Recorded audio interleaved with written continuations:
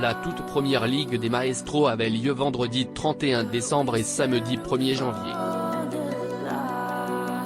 À l'issue de ces 2 jours de compétition, c'est le Belge Renaud qui s'est démarqué et a remporté la première édition de l'émission dérivée de N'oubliez pas les paroles. La candidate a réagi à cette victoire dans les colonnes de Télé Loisirs.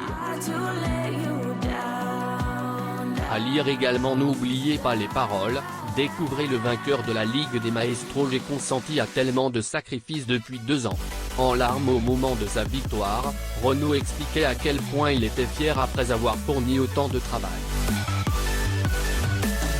J'étais content de mes gains remportés lors des Masters, mais en termes de prestige, j'étais un peu déçu d'avoir été éliminé en 8e de finale. J'avais beaucoup travaillé pour aller plus loin.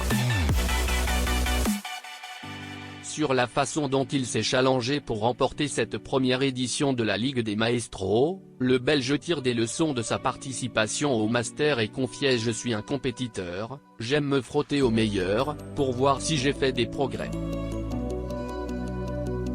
Je dois apprendre à prendre du recul, et gérer la pression. Ce qui a peut-être fait la différence ce soir, c'est que j'avais moins de stress. J'étais davantage dans le jeu. On ne connaissait pas les règles, on était plongé dans l'inconnu, et ça m'a bien plu de ne pas avoir à calculer quoi que ce soit. Outre sa victoire personnelle, le grand gagnant avouait être content aussi parce que le but de ce tournoi était d'offrir les 100 000 € pour l'association. Il ajoutait, en réponse à la question est-ce que cette victoire va vous redonner confiance en vue des Masters 2022, je n'avais pas perdu confiance en moi, mais j'ai un peu douté.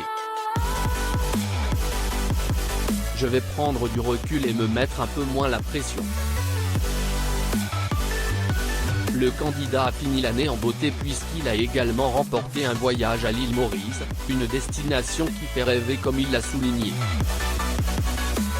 Il concluait avec Pauline, sa compagne, on avait prévu de voyager, mais on a été ralenti en raison de la pandémie.